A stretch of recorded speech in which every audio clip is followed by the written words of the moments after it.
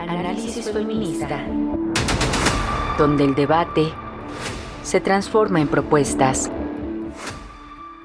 Hola, ¿qué tal? Bienvenidas a una nueva emisión de Análisis Feminista. Yo soy Lucía Lagunes Huerta y el día de hoy hablaremos sobre la reforma al Poder Judicial, sus ejes y las dudas, o cómo van a abordar el tema de perspectiva de género y dónde está, pensando sobre todo precisamente en el acceso a la justicia para las mujeres y pues esta propuesta que hizo el presidente Andrés Manuel López Obrador para, dice él, reformar el sistema judicial. Y para hablar de esto, pues vamos a tener aquí a Imelda Marrufo Nava, coordinadora general de la Red Mesa de Mujeres en Ciudad Juárez, abogada feminista, defensora de derechos humanos de las mujeres, quien ha participado en diferentes espacios, incluso algunos convocados por la Suprema Corte de Justicia de la Nación. Y vamos a tener también a Adriana Aguilar, quien es investigadora de México Evalúa e integrante del colectivo La Justicia que Queremos, y también una mujer con una gran especialización en este tema. Y bueno, hablaremos con nuestra querida Berta Iriar, escritora, docente y dramaturga también, por este Premio Nacional de Dramaturgia Juan Ruiz de Alarcón, que fue otorgado hacia ella. Me da muchísimo gusto y agradezco profundamente que esté aquí con nosotras Imelda Marrufo Nava. Ella es coordinadora general de la Red Mesa de Mujeres en Ciudad Juárez, Chihuahua. Es abogada feminista, defensora de derechos humanos de las mujeres y ha participado en diversos espacios, incluso en algunos que ha convocado la Suprema Corte de Justicia de la Nación. Es una abogada con una larga trayectoria, así que sabe de lo que estamos hablando precisamente en materia de la reforma que se está proponiendo, que será muy importante escucharla y saber cuál es su opinión. Bienvenida, Imelda, un gusto tenerte aquí en el espacio. Y permítanme también pues presentar a Adriana Aguilar. Ella es investigadora de México Evalúa e integrante del colectivo La Justicia que Queremos. También una experta en la materia, también con una larga carrera en términos de lo que estamos hablando, precisamente de la justicia que queremos las mujeres, del sistema de justicia que necesitamos. Escuchaba hace unos minutos, mi querida Imelda, mi querida Adriana, en una entrevista a María Elena Ríos, precisamente, hablando de estos obstáculos de acceso a la justicia. Ustedes, y pongo en contexto rápidamente también para nuestra audiencia, recordarán a María Elena Ríos, una víctima de violencia con ácido, una saxofonista que vio truncada su carrera precisamente por la violencia machista que le lastimó el rostro, que ha llevado una sinnúmero de operaciones, etcétera. Y María Elena hablaba precisamente de que el juzgado en Oaxaca está a punto de liberar a su agresor. De esto estamos hablando, o sea, de estas realidades concretas que las mujeres, como María Elena, víctimas de feminicidio o intento de feminicidio, ella es una sobreviviente por suerte, tienen que enfrentar. Pero podemos hablar de muchos casos a lo largo y ancho del país, y tal vez Juárez, tal vez Chihuahua, es uno de los elementos nodales cuando hablamos de violencia extrema, de violencia feminicida en la historia de este México. Imelda Marrufo, ¿qué habría que decir en un primer momento de esta propuesta que hace el presidente de la República en materia de justicia para las mujeres? Si se reforma, ¿hacia dónde tendría que ir para garantizar, pues esto, que no ocurra como lo que está señalando María Elena Ríos en el términos de su caso, pero de muchos otros que tú misma has acompañado y has seguido en el sistema judicial? Muchas gracias, Lucía. Pues saludo con aprecio, con afecto a ti, pues a la audiencia. Adriana, saludándote. Mira, voy a hablar básicamente desde la experiencia, desde los casos que nosotras hemos acompañado por años y pues desde también varias de las acciones en las que hemos estado trabajando diversas feministas como abogadas, yo lo que empezaría a decir es que no se va a acabar la impunidad, Lucía, con solo cambiar a las personas de sus cargos. Y esto nos lo demostró, como tampoco se va a acabar la impunidad eh, modificando estas leyes, como tampoco se terminó cuando se reformó el sistema de justicia penal en los años del 2007-2008 y con la reforma, digamos, para todo el país del 2016, ¿no? Eso me parece, estamos hablando de que avanzar en menor acceso en mayor acceso a la justicia y menor impunidad tiene que ver con procesos mucho más complejos. Y en ese sentido, parte de lo que hemos estado apostando, feministas abogadas, es por que se entienda que los cambios culturales a nivel de las y los juzgadores tiene que ver más, por una parte, con un proceso mucho más profundo. Y desde ahí es que efectivamente hemos ido construyendo, incluso lo voy a plantear, porque no es la medida para todo el país, pero en el estado de Chihuahua, en donde se reformó el sistema de justicia desde 2006-2007, que fue de las primeras entidades del país, ustedes recordarán, Adriana, cuando se empezó todo este proceso, eh, desde ahí también las feministas, y yo cito al Centro de Derechos Humanos de las Mujeres, a Lucha, a Castro, a Ruth, a Fierro, bueno, a Alma Gómez, a muchas compañeras, colegas, planteamos cómo esta reforma no estaba incluyendo toda la perspectiva de derechos de las mujeres y de la igualdad, la primera reforma que se hizo en el país, en estos estados y posterior. Y desde ahí empezamos a dialogar con otras feministas. Yo recuerdo a Batsili Toledo, que es una abogada chilena, ¿no? Que contribuyó mucho y que todavía sigue como experta trabajando. Entonces diría que lo que empezamos a generar desde ahí en Chihuahua y en las entidades es cómo poder avanzar en un proceso en el cual todavía, Lucía, no teníamos ninguna variante respecto de lo que hoy entendemos con juzgar con perspectiva de género. De- Eso pero- será lo primero que saco. Muchísimas gracias, Imelda. Bueno, empezaron el 27 de junio los foros, ¿no? Lo que han prometido son 9 foros. Ayer en el Senado de la República se llevó el 4.º foro. Yo no he escuchado hasta ahora las voces de las feministas, de las abogadas feministas, en estos foros, hablando y colocando el tema que tú ahora, Imelda, acabas de poner y que seguramente, Adriana, tendrás también que decir. En estos foros ustedes están invitadas, es decir, hablo de las feministas en general, y no escucho tampoco esta perspectiva colocada. Creo que mucho de lo que se ha centrado hasta ahora es si se vota o no se vota a las personas que integrarán la Suprema Corte de Justicia, como si eso fuera lo único de la reforma. Así que me parece interesante esta visión mucho más amplia que planteas, Imelda, de si lo que queremos es eliminar la corrupción, cambiando a las personas, no solamente va a cambiar. Si lo que queremos es hablar del sistema de justicia, entonces tendríamos que ir mucho más profundo que las personas solamente, que sin duda son importantes, pero ¿qué más, Adriana, habría que ir colocando y cómo subsanar en los siguientes 5 foros que vendrán de la reforma, pues escuchar las voces feministas de quienes están litigando y enfrentándose al sistema de justicia todos los días? Hola Lucía, ¿qué tal? Muchas gracias por el espacio. Buenos días, Imelda, y al auditorio.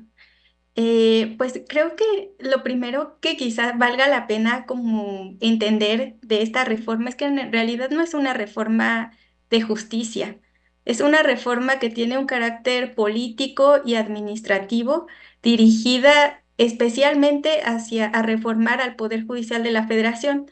La iniciativa menciona que también habrá una reforma para los poderes judiciales locales, pero lo hace de manera como muy marginal, o sea, solamente dice que se va a replicar lo que se haga en el Poder Judicial de la Federación.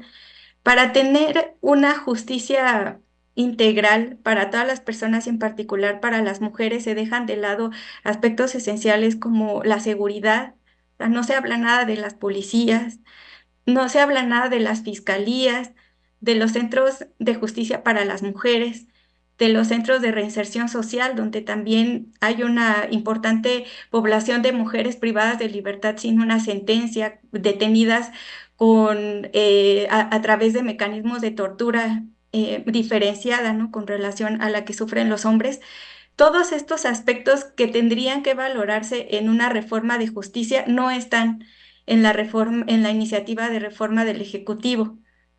Lo único que se podría como identificar que está relacionado con el tema de las mujeres o de género en la iniciativa tiene que ver con el tema de la paridad, que es algo que sí se menciona en que que estos órganos tendrían que integrarse de manera paritaria, que quienes van a designar el Congreso, la Presidenta de la República y el Pleno de la Suprema Corte tendrán que elegir a las personas candidatas en términos paritarios para estos cargos.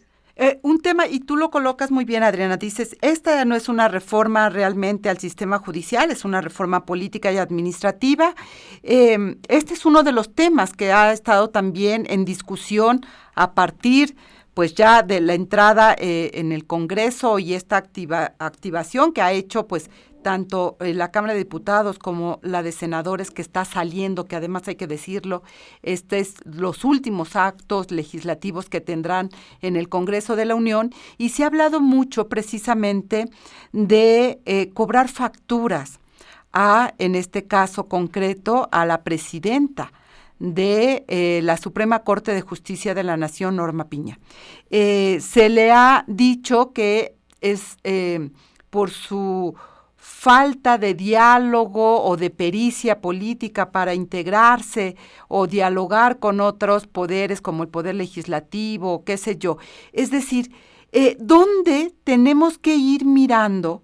Porque además esta es la primera presidenta de la Suprema Corte de Justicia. Imelda, ustedes estuvieron, tú en concreto, y si mal no recuerdo, Jessica Sánchez también estuvo en este foro en la Suprema Corte de Justicia, donde estuvieron hablando de lo que tendría que ser la justicia para las mujeres.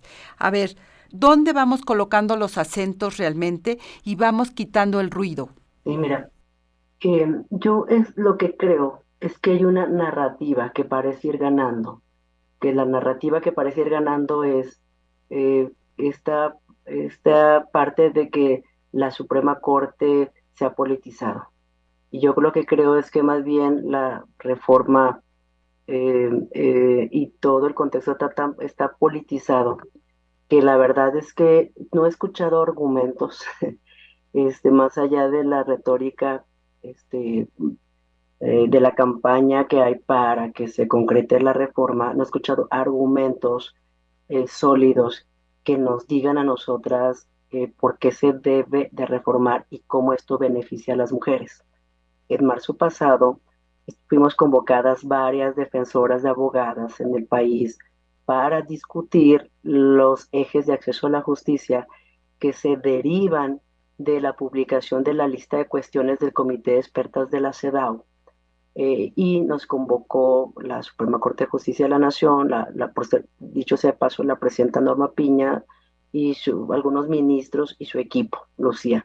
Y la discusión tiene que ver con la responsabilidad y obligaciones de la Corte para cumplir con esas recomendaciones. No ha sido la primera ocasión, el año pasado, antepasado también fuimos convocadas para ello, e inclusive la Corte tiene como un área que se llama de innovación y que tiene que ver con el tema de nuevas estructuras e instituciones que se han generando justamente para el acceso a la justicia.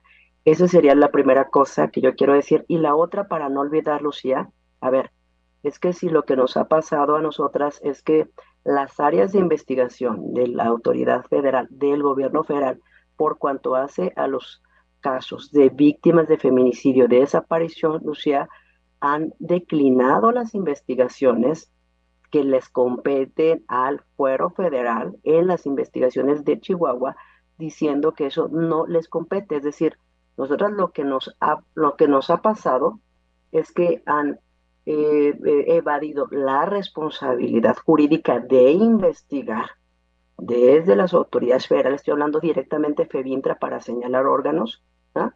Diciendo que no hay competencia en casos en los inclusive donde hay elementos de participación del crimen organizado, de asesinatos de mujeres y de trata. Ahí, Entonces, ahí, eso es lo que hemos vivido. Yo creo que eso es un dato importante que hay que distinguir. que es parte de lo que tú señalas, mi querida Adriana, es decir, hay una concentración, una sobreexposición, yo diría, incluso en los medios y en la narrativa que se ha ido colocando, de que el tema es la Suprema Corte de Justicia, que los ministros, las ministras son las que generan impunidad, corrupción, nepotismo, etcétera, y no se está colocando estos otros elementos que son parte del sistema de justicia. Tú lo decías en tu primera intervención, las policías, las fiscalías, los centros de justicia. Bueno, hay un sinfín de fiscalías especializadas, o al menos eso creemos, que no están tocadas. Oía también en otro momento cuántos realmente casos está tomando la Fiscalía para llevar adelante y son mínimos en términos de las denuncias que se colocan. Sí, al final el Poder Judicial termina conociendo de estos casos de las fiscalías alrededor solo del 5%. Son los casos que llegan a los poderes judiciales y bueno, son mínimos, ¿no? O sea, además estamos hablando de que la justicia federal no es la que resuelve la mayor cantidad de asuntos que llegan a estas instancias. Estos asuntos llegan a la justicia local. El 63% de los casos están se conocen a nivel local y como comentaba al principio, pues estos poderes judiciales locales no están pues considerados como deberían en la reforma. Creo que, bueno, hay un aspecto, tomando en cuenta que esta reforma tiene una intención política y administrativa, creo que incluso dentro de esos ámbitos se puede mejorar o avanzar en términos de justicia de género, ¿no? Para las mujeres. Eh, Como se mencionó en la cápsula, el, la manera como están conformados los poderes judiciales, lo que denotan es algo que ya Imelda comentaba. Es una estructura total muy patriarcal y un trato muy misógino hacia las mujeres. Y no solamente hacia las mujeres que llegan a estas instancias en búsqueda de justicia, sino que también es una estructura patriarcal y misógina que se refleja en el tratamiento que dan, tanto en su composición, pero también a las mujeres que llegan a los cargos de alta jerarquía. Nosotras lo que hemos visto desde, bueno, México Evalúa es que no solo en este tema en particular de la reforma, que se plantea que las personas sean elegidas a través del voto popular, esta reforma implicaría un paso hacia atrás en términos de paridad para las mujeres. ¿Por qué?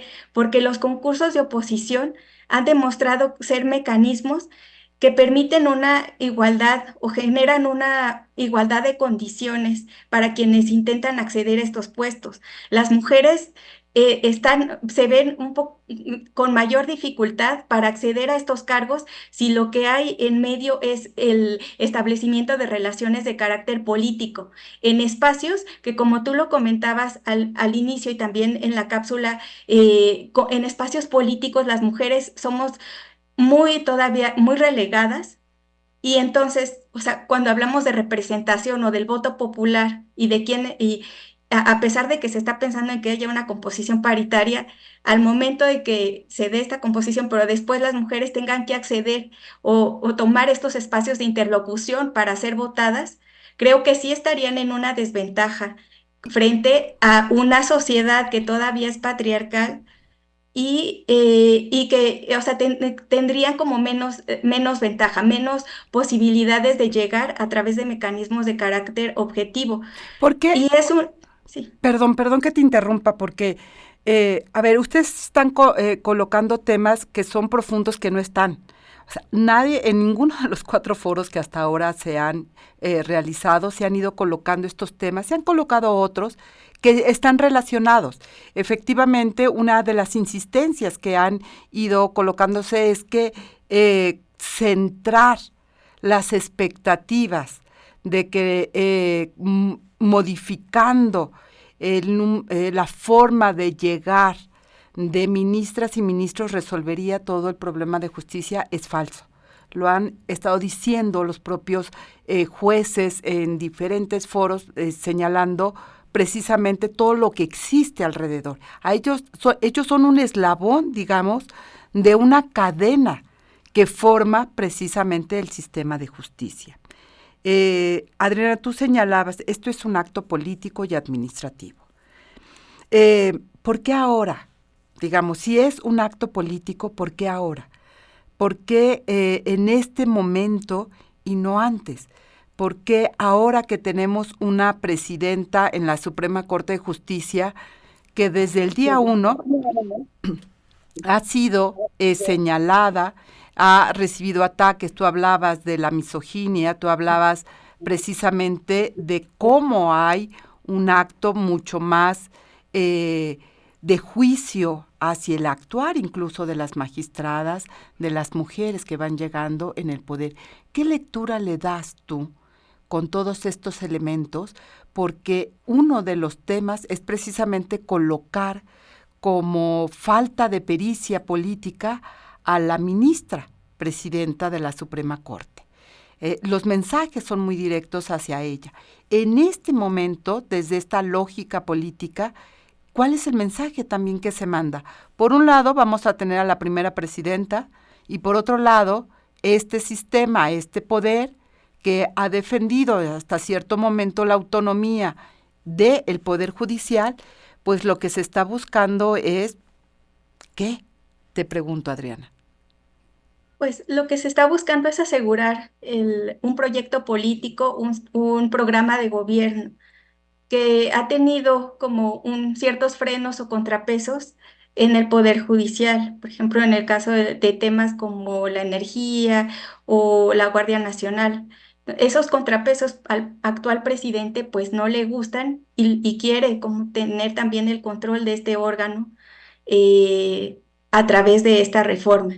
Ya se La va, presidenta, digamos, ya se va, ¿no? O sea, no le gustó, pero pues ya lo tuvo. No sé, Imelda, ¿tú cómo la ves? Porque la presidenta, perdón, también ha dicho y ha dado declaraciones. Ella está, digamos, de acuerdo con esta reforma y ha señalado que no se trata de tener un control sobre el Poder Judicial, sino garantizar acceso a la justicia. ¿Tú cómo lo lees, Imelda Marrufo, en esta misma lógica? Sí, mira, yo coincido con Adriana y básicamente lo que el poder, tanto el legislativo como el ejecutivo, lo que no quieren es pasar por el rasero de la constitucionalidad de sus actos. Y me parece que esto es un tema central que tiene que ver con que puedan generar acciones, actos de autoridad por encima de la Constitución. Este es un tema que me parece central porque la limitación de sus actuaciones es por lo que efectivamente nos deja muy claro que se trata de una reforma política y eso no lo podemos perder de vista y además puede ganar esta narrativa porque también estamos en un país en el que muchas de las personas son inclusive en la generalidad, tienen esta percepción o concepto de en contra de las cosas jurídicas, ¿no? Hay como esta resistencia a este tipo de temas, más allá de ciertas personas, Lucía, que nos dedicamos más especializadamente a ello. Pero no solo esto, también en la generalidad, la población, Lucía, sigue viendo el acceso a la justicia sin distinguir el tema de las actuaciones de los investigadores que de los juzgadores. En lo general, la verdad es que se ve como si fuera una misma entidad o un mismo poder. No es Y así. y todo lo remiten al tema de los juzgadores. Eso es lo que yo te diría y me parece que sobre esa base es que permea mucho esta narrativa, que me parece que es una narrativa tramposa. Y solamente agregaría las feministas, las abogadas, por lo menos más de una década, Lucía, tú lo sabes, ustedes lo han podido documentar, hemos estado en muchos espacios buscando la capacitación y generando capacidades de fortalecimiento de capacidades a juzgadoras y a juzgadores. Hoy en día, yo sí puedo decirlo, identifico con mucha claridad juezas y jueces en el estado de Chihuahua y magistrados que la verdad es gente que viene de carrera judicial, que tiene todos los conocimientos, que sabe juzgar con perspectiva de género. Tenemos casos de precedencia, Lucía, y que me parece que por esta perspectiva que hoy se tiene política, me parece que es una desproporción, gente con la que inclusive nosotras hemos colaborado desde el feminismo a fortalecer institucionalmente hablando, Lucía, pues todo eso se echaría para atrás. Por eso sí coincido con lo que Adriana comenta, de que en esa parte yo veo que experiencias claras de la vida, digamos, de nuestro trabajo jurídico, que por ello sería un retroceso. Todo, Lucía, lo que se ha invertido para capacidades que realmente no estamos conformes, lo quiero decir. Nosotros no estamos conformes con lo que tenemos hoy y no queremos que se mantenga lo que tenemos hoy. Queremos que haya más capacidades instaladas. Pero me parece que lo que está planteando esta propuesta no va hacia este punto. Y solamente destacaría para otro tema, leía por parte de la excomisionada Fabiola Lanís una nota de prensa en la que dice ella que la reforma beneficiará a 600,000 mujeres. Me parece que yo discrepo totalmente de su entrevista o postura y demás, porque lo que la comisionada no dice es que la CONAVIN, que es la que dirige las alertas en el país, solamente tiene 4 o 5 personas para hacerse cargo de este mecanismo tan importante y que ha sido en esta administración en donde se ha tenido una negativa para fortalecer las instituciones y para dotarlas de capacidades. Estoy hablando de instancias del poder ejecutivo de competencia que no han podido avanzar ni tener mejor estructura porque no ha habido recursos ni interés para que suceda. Y esto nos vuelve al tema, es decir, si esta reforma pasa como está propuesta, con los 4 ejes, digamos, pero donde básicamente, si uno lo revisa, el peso está precisamente en el cambio y la forma de que se pueda llegar a ser ministra de la Suprema Corte de Justicia o del sistema de justicia a través del proceso de elección.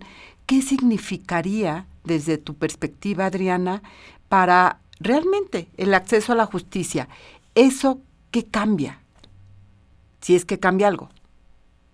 No, no va a cambiar nada y como mencionó Imelda, pues va a terminar pues acabando con los avances que ya se tenían. Va a ser un retroceso en la justicia. Se ha mencionado que incluso en esta etapa de transición entre unas personas juzgadoras por otras, se va a haber un colapso, digamos, de la justicia. ¿Qué va a pasar? Se ha mencionado que pueden ser las personas secretarias o otras quienes pueden llegar a suplir en esos momentos, pero aún así, pues tiene un impacto y de hecho tendría un impacto desde la perspectiva de género porque las personas que están en cargos de menor jerarquía al interior de los poderes judiciales son mujeres. En términos proporcionales son más mujeres. Eso representaría una mayor carga de trabajo a mujeres quienes tienen también mayor carga de Te perdimos, mi querida Adriana. cuidados y una situación de vida mucho más compleja. Y, o sea, sería, en conclusión, sería como un fuerte retroceso. Como tú lo comentaste, no solamente está la parte de la designación de las personas, de las personas juzgadoras, sino también se habla de un órgano disciplinario, que por ejemplo ahí no se menciona que tendría que estar integrado de manera paritaria o por lo menos que se intente. Son 5 personas que la integran, ahí no se menciona nada de eso. no hay en los órganos disciplinarios también, pues valdría la pena que haya una mejor capacitación o mejores mecanismos para prevenir la violencia, los hostigamientos y los acosos que sufren las personas en su interior, las personas funcionarias, mujeres. Pero también con respecto a los casos que llegan desde fuera denunciando a personal del Poder Judicial. O sea, que también el órgano disciplinario y las personas que lo integran tengan esta perspectiva de género y esta perspectiva de derechos humanos. Pero, Y es algo que no se menciona. pero estos jueces van a seguir recibiendo las mismas investigaciones de ministerios públicos, de las fiscalías, es decir, este es parte, insisto, de una cadena que ustedes dos lo han señalado, no está tocada, de los policías, de las fiscalías, de los centros de justicia, en fin.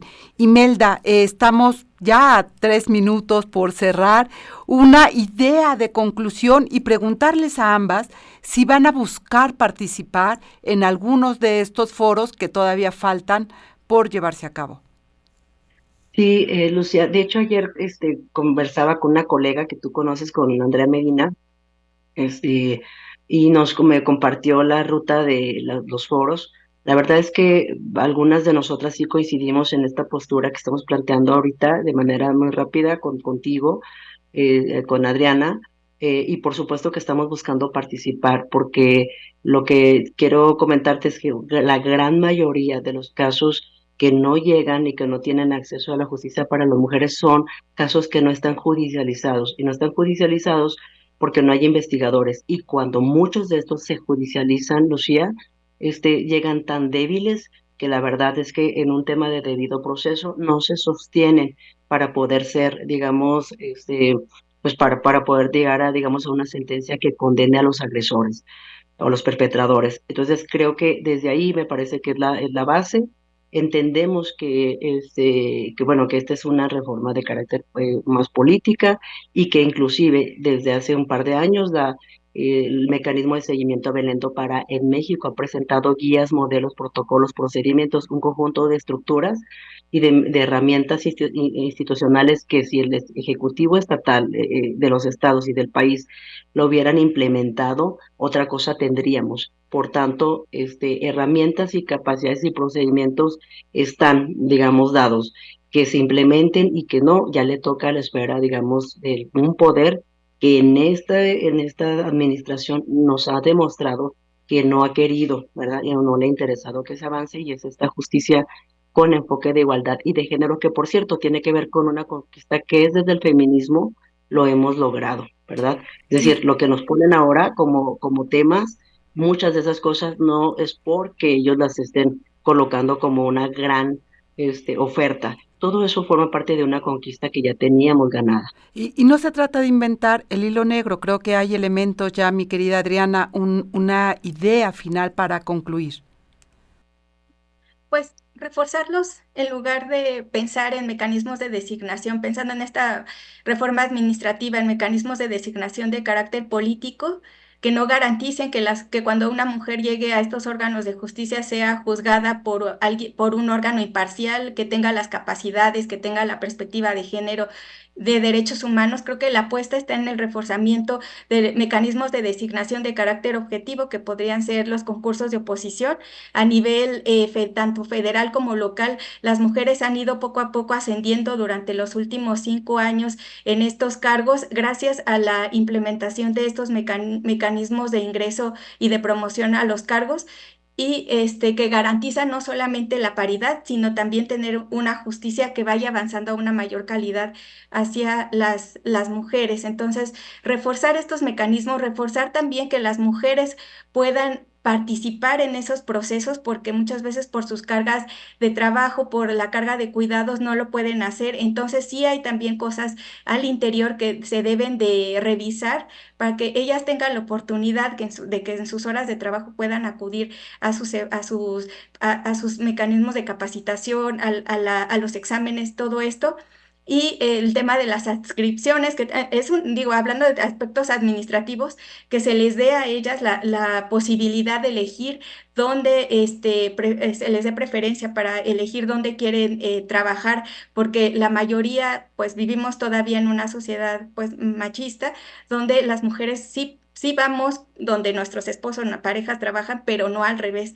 Entonces, el tener que trasladarse a otro lugar para trabajar es también una limitante. Entonces, en concreto es, viendo esta parte administrativa, en lugar de eliminar, fortalecer los concursos de oposición para mujeres.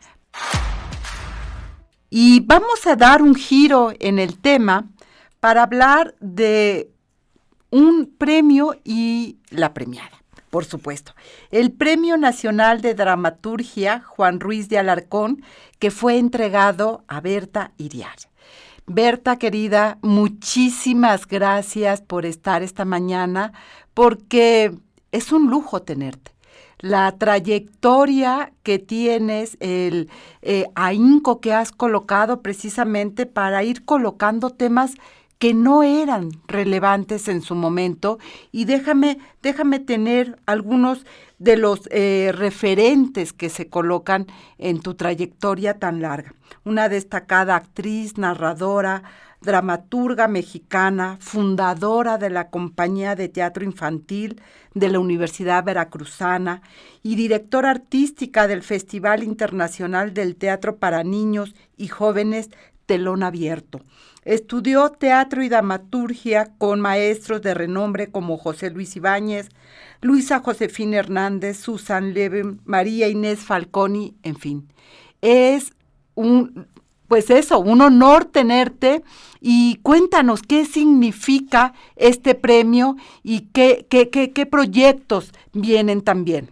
Hola Lucía, antes que nada, pues muchas gracias a ustedes por la invitación. Estoy encantada de estar aquí. Yo, como tú sabes, he sido, pues desde mi temprana juventud, feminista. Durante mucho tiempo estuve en el área del periodismo, como ustedes, y en radio y escrito. Y yo no he perdido eso, que es parte como de mi esencia, ¿no? En lo más mínimo. Pero en algún momento mi vocación era el teatro principalmente, y escribir también en general. Me gusta muchísimo el periodismo, pero no da tiempo de todo. Y entonces como que en algún momento me fui inclinando hacia la escritura y hacia el teatro, para todo público, adultos también, pero básicamente para niños, niñas y adolescentes. Me interesa muchísimo llegar a ese público, y bueno, ya que me preguntas sobre el significado del premio, te voy a decir, yo nunca pensé, ni hice nada, ni moví un dedo para ganarme premios. Trabajaste, ¿cómo no? Trabajaste muchísimo. Bueno, sí, pero no para eso, ¿no? Llega esto y es como un regalo, como una sorpresa, y pues lo que siento es gratitud, y pues me da gusto, porque siento que es, por un lado, como un reconocimiento, un apapacho de mis compañeros y compañeras gremiales, que bueno, pues que es afecto, ¿no? Que lo recibo muy agradecida. Pero que también, mi querida Berta, es un reconocimiento a tus aportes, a lo que has desarrollado y construido. Aquí parte de lo que Lucía Jiménez López, titular del Instituto Nacional de Bellas Artes y Literatura, resaltó precisamente en el marco del premio son pues estas habilidades, ella señalaba, para transitar entre el teatro y la literatura y colocar a una población que de repente se nos olvida, que es la niñez, que es pues las jóvenes, los adolescentes, que en estos momentos de la vida, mi querida Berta, tienen retos importantísimos y construirles a ellos esperanza, a ellas esperanza, me parece que es un tema fundamental y el teatro, la literatura nos da esperanza también, mi querida Berta. Pues sí, sí, yo creo que es parte de la tirada, sobre todo al dirigirse a públicos jóvenes y muy jóvenes. Eh, pues nuestro mundo ya sabemos que está difícil, está lleno de dificultades. Eh, para las mujeres y también para los hombres. Está muy difícil la construcción de una nueva masculinidad y yo que estoy como muy en contacto con niños, con niñas y con jóvenes, me doy cuenta de cómo de pronto los jóvenes hombres eh, no tienen como un lugar claro de a dónde dirigirse o cómo apoyar, ¿no? Transitar, perdón que te interrumpa, ahora que lo colocas, es decir, sigue habiendo una demanda de ser hombres violentos, hombres controladores, pero también hay otra demanda de que cambien, que dejen de serlo, pero ¿cómo se hace eso? La sociedad finalmente no ha terminado de construir los espacios, incluso para que ellos también puedan dialogar y la sociedad con ellos. Exacto, exactamente. Entonces, pues lo que el teatro busca, o sea, yo creo que es una de sus principales funciones, es visibilizar las experiencias humanas que están o muy confundidas o escondidas o todo lo que ya sabemos que puede ocurrir con ellas. Entonces, pues sí, por eso sigo en este camino de, del teatro y de la literatura y de los cuentos y por todos los canales posibles para llegar a las niñas y los niños con reflexiones un poco más profundas, que no se queden tanto en unos nuevos estereotipos de que ahora las mujeres o las niñas son superheroínas y los niños, sino, a ver, ¿dónde estamos parados? Y para eso hace mucha falta escucharlos, estar con ellos y escuchar sus inquietudes, sus preguntas, o sea, todo lo que tienen que decir. Eso no quita, o sea, como que es un diálogo, ¿no? El teatro y la literatura también, aunque sea un diálogo dilatado, es decir, el lector o el espectador, bueno, no nos responden de inmediato a los autores, autoras, pero en el teatro un poquito más, porque tú sientes, ahí está el público, todo Claro. es en vivo, no es como en el libro que pues quién sabe quién lo va a leer y cuándo, ¿Y ¿no? qué reacciones va a tener? Tú, a ver, tú hablas de la reflexión, pero hay de repente un discurso, una narrativa, una lógica que se ha ido colocando que la juventud actual, precisamente por esta invasión, digamos, de los medios digitales y más después de la pandemia, ha dejado de reflexionar, ha dejado de preguntarse, consume solamente mensajes con poca capacidad de reflexión. ¿Tú qué dirías a esta lógica que se ha ido colocando de que los jóvenes actuales no reflexionan? Yo creo que, o sea, por supuesto que en gran parte tienes razón y es muy preocupante el lugar que las redes y las maquinitas y ahora la inteligencia artificial están ocupando, de qué manera ocupan, invaden, como tú dices, los jóvenes cerebritos que se están formando. Pero yo creo que en el fondo seguimos siendo humanos y ellos también. Entonces, en el fondo está la capacidad de asombrarse, está la capacidad de, de preguntarse, pero hay que animarlos porque es muy fuerte la presión que los jala hacia el otro lado. Entonces hay que animarlos a decir, a ver, te pongo esta situación, ¿tú qué harías? Fíjate qué tal, y tú qué harías. En vez de tratar de darles conclusiones muy hechas desde una mirada adulta, yo creo que es muy importante plantear preguntas, plantear cuestiones, acompañarlos. Yo creo que no es que los chicos y las chicas no estén reflexionando, o sea, creo que a veces les faltan espacios para expresar lo que están reflexionando. Y la literatura, el teatro, son una vía para ir alentando esa reflexión. Ahora que se habla, Berta Iriart, del Sistema Nacional de Cuidados, de la importancia de ampliar los horarios escolares y de fomentar precisamente la educación en las artes, que vaya a saber usted qué es eso, pero que se habla de la educación en las artes, ¿qué tanto la escuela está fomentando estos espacios?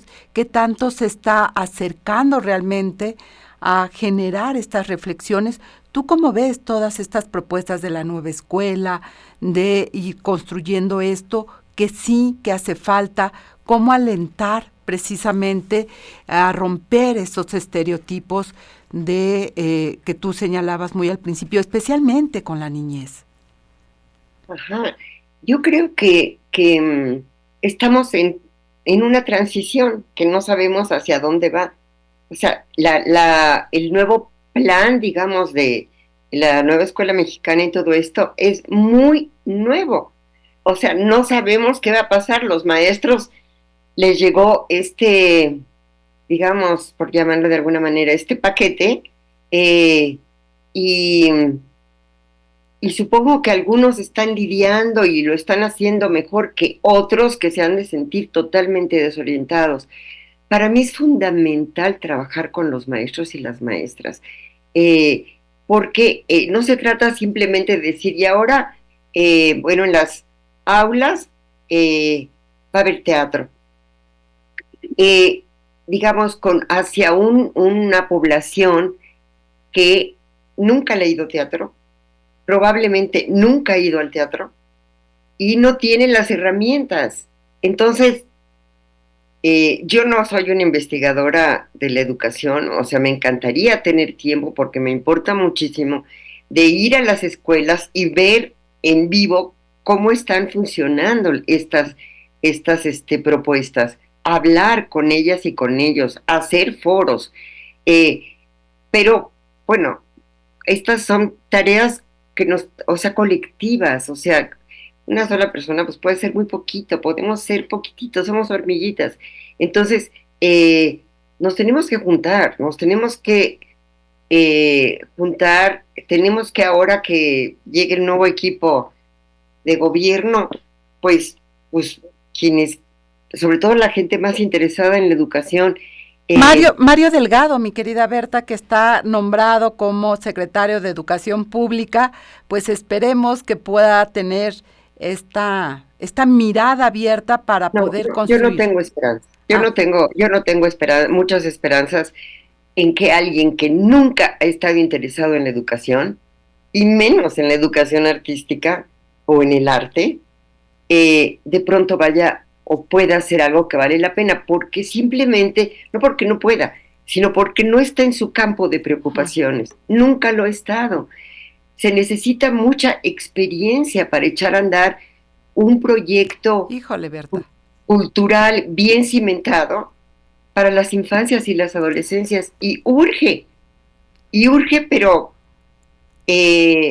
no sé, o sea, no quito el beneficio de la duda. Vamos a ver a quién llama Mario Delgado como su equipo asesor, porque a lo mejor podría tener el ojo de llamar a gente muy preparada. Ojalá. y hacer algo.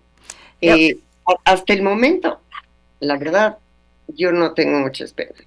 Pues lástima que salió el tema casi hasta el final, porque creo que nos da para más, pero no queríamos dejar pasar este reconocimiento que se te ha dado, porque sin lugar a dudas es más que merecido y pues es un privilegio haberte tenido en este breve espacio para escucharte y también, como no, sumarnos a este homenaje que se te hace, mi querida Berta Iriart. Muchísimas gracias. Yo le tengo muchísima estimación y admiración a este espacio CIMAC, que ya tiene tantísimo tiempo funcionando, y me encanta que ahora estén haciendo, bueno, no sé desde hace cuánto, pero que yo me entere, bueno, Radio Violeta ya lleva un rato también, que estén haciendo radio, porque es un medio maravilloso. Esto fue todo en este episodio de Análisis Feminista. Les invito a compartir sus comentarios con nuestras redes sociales y recuerde que puede escuchar el resto de nuestros episodios en Spotify y SoundCloud. Análisis Feminista, donde el debate se transforma en propuestas.